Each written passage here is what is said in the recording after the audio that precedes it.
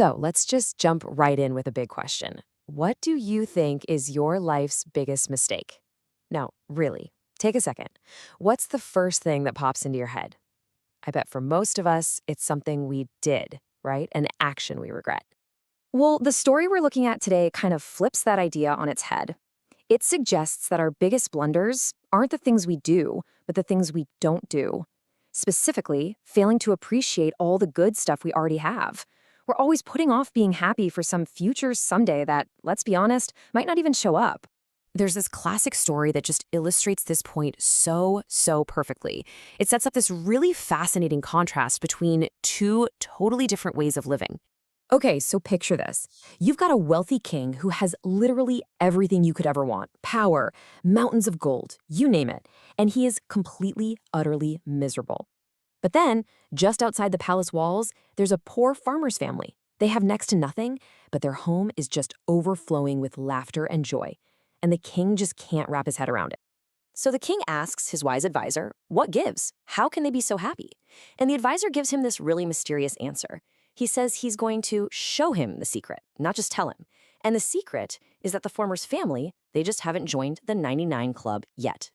And to show the king what he means, the advisor's plan is shockingly simple. He just leaves a bag with 99 gold coins right on the farmer's doorstep. So the farmer finds this bag, right? Can you imagine? He brings it inside, his family gathers around, and they are just ecstatic. He dumps this incredible treasure out on the table and starts counting. 1, 2, 3. He gets all the way up to 99 shiny, perfect gold coins. I mean, this is a life-changing fortune. But then, something really weird happens. Instead of celebrating, instead of dancing and shouting for joy, this single nagging question worms its way into his brain. And all that happiness just vanishes. It's gone in an instant. And this right here, this is the absolute crux of the whole story. The farmer's mind immediately flips from focusing on the incredible abundance he just received to focusing on what he thinks is missing. His brain just gets totally obsessed with that one missing coin. He's thinking, 99? That's such a weird number. It should be a nice round 100. Who would leave 99? Someone must have stolen the last coin. He literally cannot see the 99 coins in front of him anymore. All he can see is the one that isn't there. And that one thought completely changes him. This once happy, joyful man becomes stressed out, anxious, and irritable. He starts working himself and his family to the bone. The laughter just disappears from their home, and for the very first time, it's replaced with arguing and tension. So the king and the advisor are watching all of this happen. They see this happy family's life just fall apart. And with the experiment now complete, the advisor finally explains the secret to the king. He turns to the king and says, there, the farmer has just become the newest member of the 99 Club. He explains that these are the people who have 99 amazing things in their life, but they'll sacrifice all of it just to get that one last thing they think they need. And let's be real, these symptoms, they probably feel pretty familiar, right?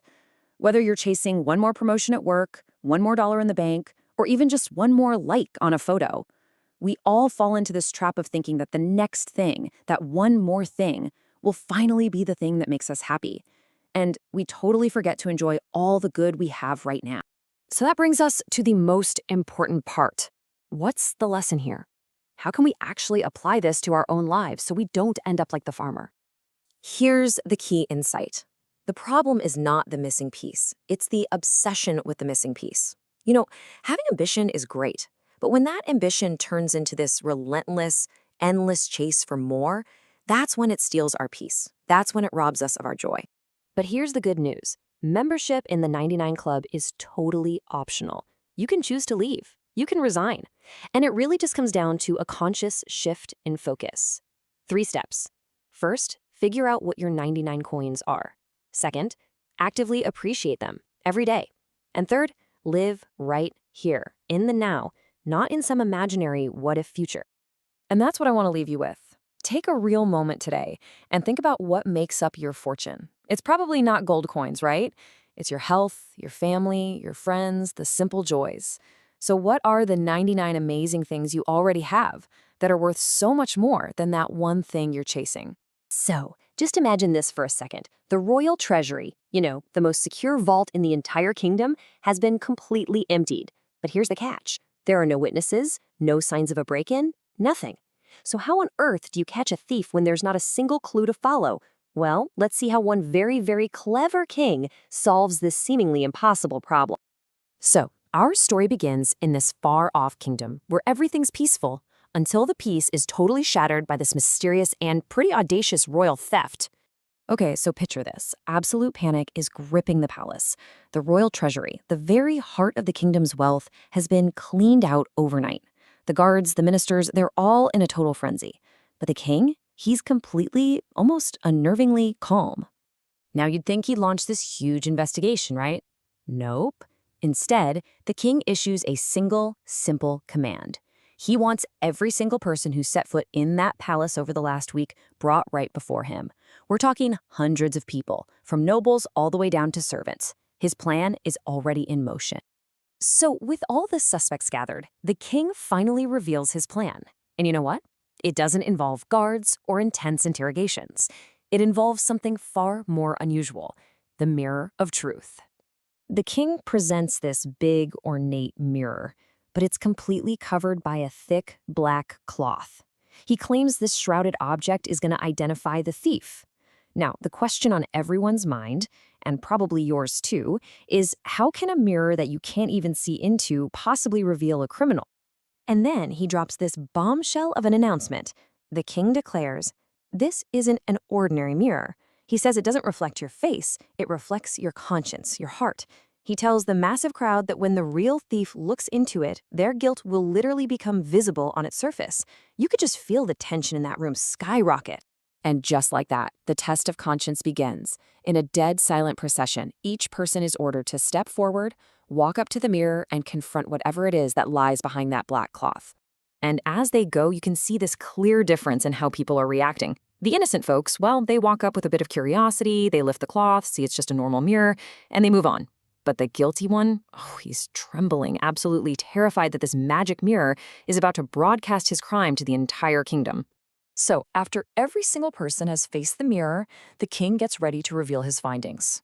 The moment of truth has finally arrived.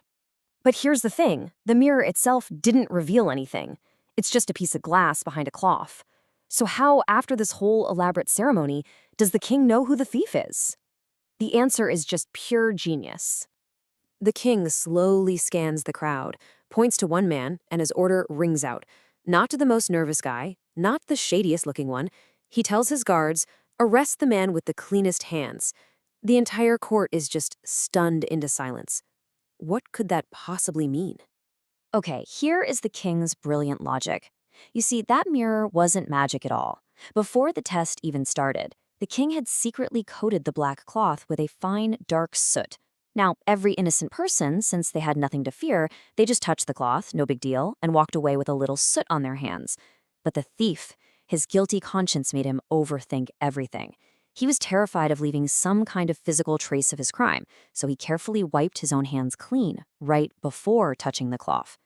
In his desperate effort to leave no evidence, he left the most damning evidence of all, perfectly clean hands. So what's the big takeaway from this really clever trap? What does this story actually tell us? Well, here's the beautiful irony of the whole thing. The thief's attempt to appear clean on the outside was a direct reflection of how dirty he felt on the inside. His fear of being exposed is what led him to clean his hands. But of course, it did nothing to cleanse his guilty heart. And that really is the core lesson here, isn't it? A simple piece of glass can't show you the truth about a person. But a person's own conscience, their own guilt and fear, it'll always find a way to reveal itself through their actions. So the final question is this. The king's mirror was just a prop, right? The real test was the thief's own psychology. So what are the mirrors in our own lives? Is it how we act when we're under pressure, or how we respond to an anonymous comment online, or maybe what we do when we think nobody is watching? Those are the moments that truly reflect who we are. It's definitely something to think about.